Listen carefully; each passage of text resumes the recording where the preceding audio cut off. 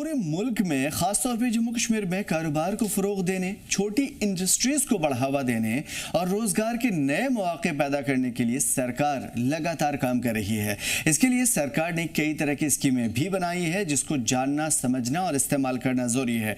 जम्मू कश्मीर की सरकार की ये कोशिशें कितनी कारआमद साबित होती है, आइए जानने की कोशिश करते हैं।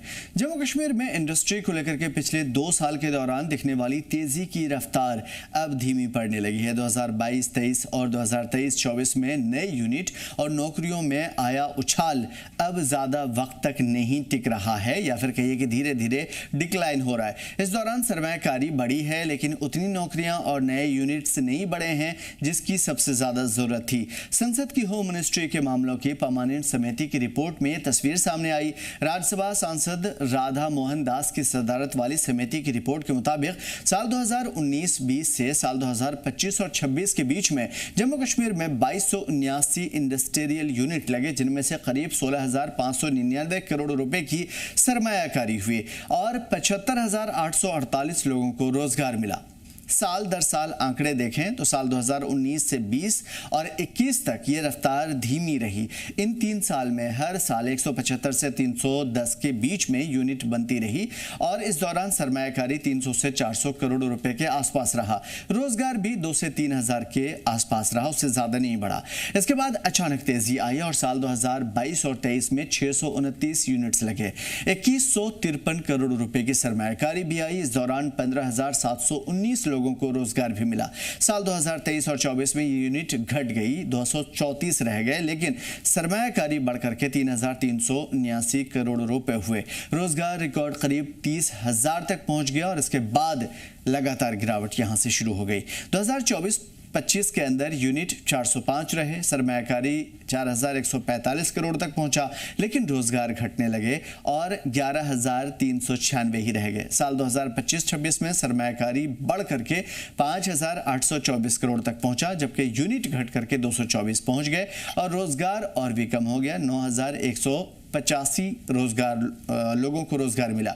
NCSS ने 971 यूनिट को 951 करोड़ इंसेंटिव भी दिए और हर साल का जो इंसेंटिव है, अगर उस पर नजर डालें तो आपको समझ में आएगा। 2022-23 में 44, 2023-24 में 165, 2024-25 में 227, 2025 में या 2025-26 में 514 जो है। इन सबको एक दायरे में अगर लाया जाए तो इतने यूनिट्स बने, इतनी सरमायाकारी आई और इस हिसाब से रोजगार मिले, लेकिन यहां से डिक्लाइन शुरू हुआ। समिति ने कहा है कि आगे की रफ्तार बनाए रखने के लिए छोटी इंडस्ट्री, लोकल कारोबारियों और नए काम करने वाले लोगों को ज्यादा मदद देनी होगी, लेकिन उसके साथ साथ फैक्ट्री लगाने और उनको बेहतर सहूलत देने, नौजवानों को काम के हिसाब से, यानी कि अगर रोजगार देना है और बेहतर से बेहतर रोजगार पैदा करना है तो सबसे पहले ट्रेनिंग पे भी फोकस करना होगा। यानी सरमायाकारी दीजिए, इंडस्ट्री कायम कीजिए, यूनिट्स बनाइए, लेकिन ट्रेनिंग भी दीजिए। समिति का साफ कहना है कि अगर इन बातों पर तेजी से काम नहीं हुआ तो पैसे तो आएंगे, लेकिन लोगों की नौकरी घटती चली जाएगी। समिति की रिपोर्ट यह भी कहती है कि सरकार ने इंडस्ट्री बढ़ाने के लिए नए मरकजी सेक्टर जो स्कीमें हैं, खासतौर पर NCSS 2021 में बना हुआ था। 2021 में NCSS आया था और इसका कुल आकार 28,400 करोड़ रुपए था। इस स्कीम में फैक्ट्री लगाने वालों को पैसे की मदद, ब्याज में छूट और टैक्स में राहत दी जाती है। पिछले कुछ साल में इस स्कीम के तहत सैकड़ों करोड़ रुपए की इंडस्ट्रीज कायम किए गए, पैसे दिए गए और इसके बावजूद रोजगार और नए इंडस्ट्रीज की रफ्तार धीमी ही रही। इसका पूरा असर अभी भी जमीन पे नहीं दिख रहा है, यानी पैसे लगाए गए सरकार की तरफ से, लेकिन कुछ फायदा नहीं हुआ। लेकिन अब सरकार ने एक और बड़ा कदम उठाया है। जम्मू कश्मीर में इंडस्ट्रियल इन्वेस्टमेंट को बढ़ावा देने के लिए मरकजी सरकार की तरफ से 5,630 करोड़ रुपए से ज्यादा मंजूर किए गए।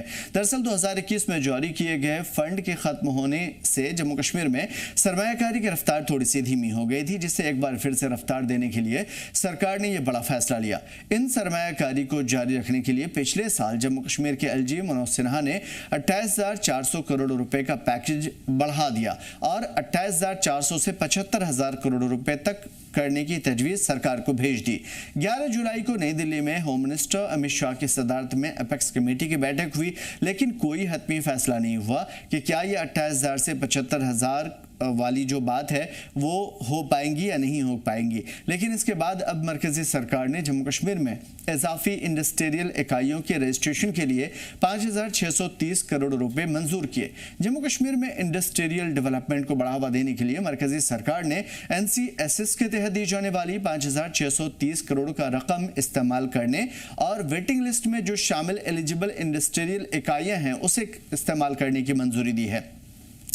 NCSS के तहत जम्मू कश्मीर में अब तक 918 इंडस्ट्रियल इकाइयों का रजिस्ट्रेशन किया जा चुका है और ये 5,630 करोड़ रुपए जो दरहकीकत 28,400 करोड़ के पैकेज के अलॉटमेंट का ही हिस्सा है।